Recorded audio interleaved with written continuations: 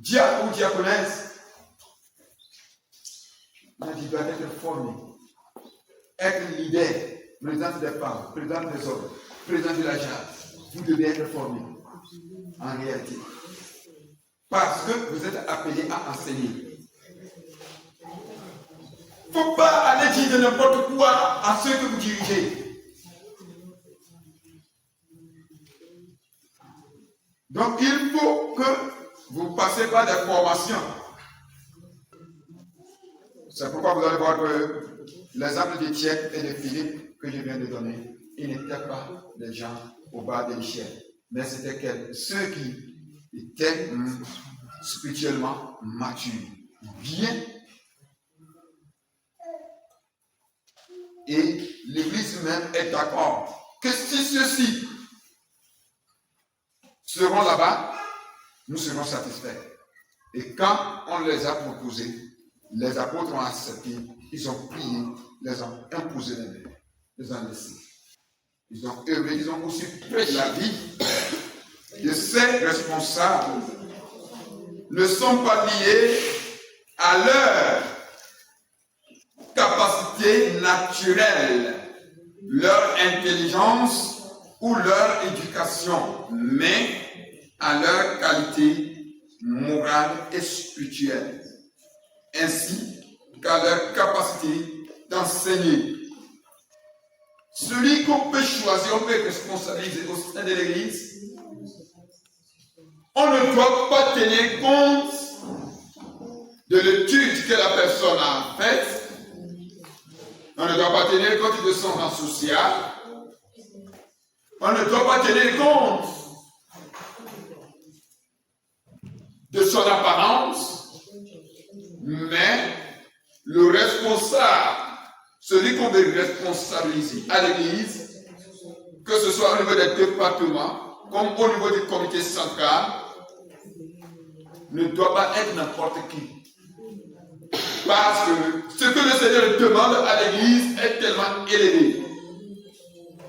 Et il faut que ses propres responsables, ceux-là qu'on doit choisir, pour diriger l'Église du Seigneur, eux-mêmes puissent donner de bons exemples à ceux qu'ils sont appelés à diriger. Donc ce n'est pas n'importe qui qu'on doit placer devant de diriger le peuple de Dieu. Ce n'est pas n'importe qui qu'on doit choisir d'être le collaborateur ou la collaboratrice du pasteur.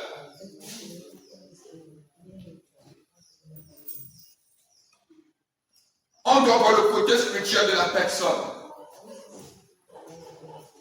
Mais il me semble qu'aujourd'hui, on tient compte plutôt des études.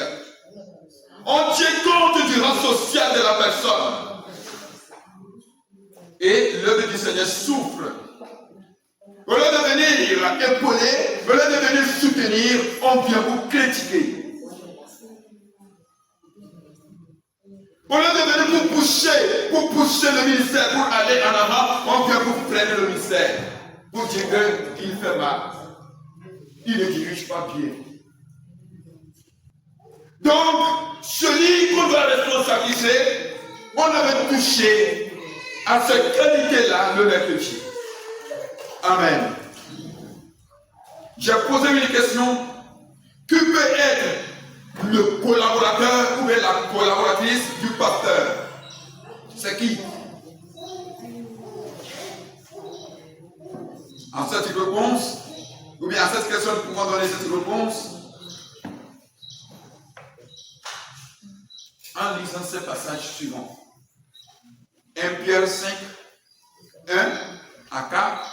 1 Timothée 3, verset 1 à 13. Actes, le chapitre 16, le verset 14 et le verset 15.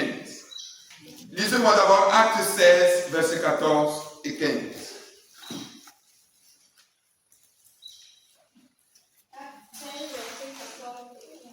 Oui. Une d'elles nommée Lydie, marchande de poudre de la ville de Thyatire, était une femme craignante de Dieu.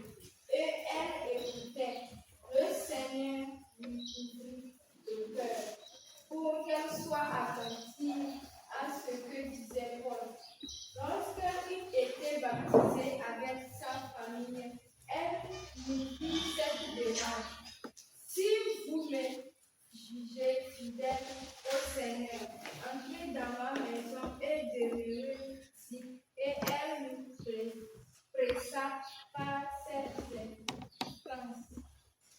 Amen. Là, nous voyons comment une femme a reçu le Seigneur et rapidement, elle a servi, elle a utilisé sa maison comme maison missionnaire. Une nouvelle convertie, aussitôt baptisée, elle sort de l'eau, elle prend sa maison pour en faire la maison missionnaire. Vous les missionnaires, venez rester chez moi. Voilà les cas, l'efficacité qu'on doit trouver dans la vie des collaborateurs, collaboratrices de pasteurs. Ceux qui leur maison accueillent les hommes de Dieu. Ceux qui sont prêts à soutenir la mission. C'est eux qui peuvent travailler à côté du pasteur. Je vous ai expliqué la fois passée que le mot diaconat, ou bien diaconos, l'expression diacre, diaconesse, que nous avons aujourd'hui, nous avons essayé de dire que ça vient du mot grec diakonos, qui signifie quoi? Serviteur ou servante. Et dans le passé, quand on dit serviteur ou servante dans une maison, il joue ou bien elle joue deux rôles. Prendre soin de l'enfant et prendre soin de son éducation.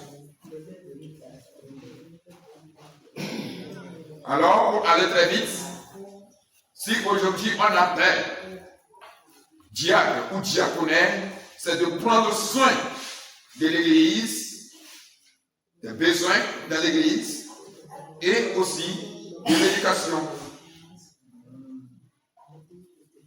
Amen.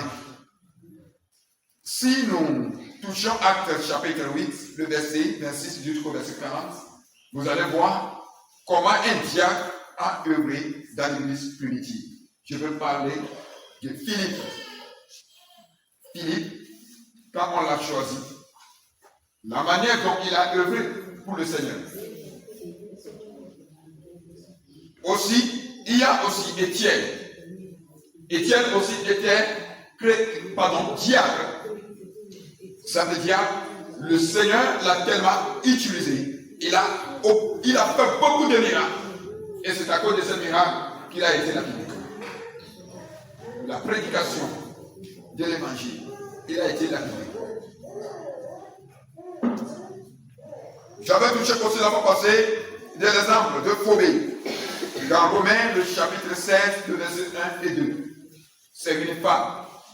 Donc, j'avais dit que, comme le mot diaconos voudrait dire serviteur ou servante, alors, automatiquement, dans le service du diaconat à l'église, homme comme femme peut être candidat. Servir à table à l'église. Les qualifications requises se trouvent dans 1 Timothée le chapitre 3, verset 6 à 9. Il ne doit pas être un nouveau converti. Il ne doit pas être un nouveau converti. Il doit être quelqu'un qui dirige bien sa maison. Mari d'une seule femme. Lui qui a été avec Étienne et Philippe, les premiers diacres de l'église primitive. La manière dont le Seigneur leur accorde son esprit, qui les a utilisés puissamment, que le Seigneur nous accorde à nous aussi ce même esprit, afin que nous puissions œuvrer efficacement dans l'œuvre du Seigneur.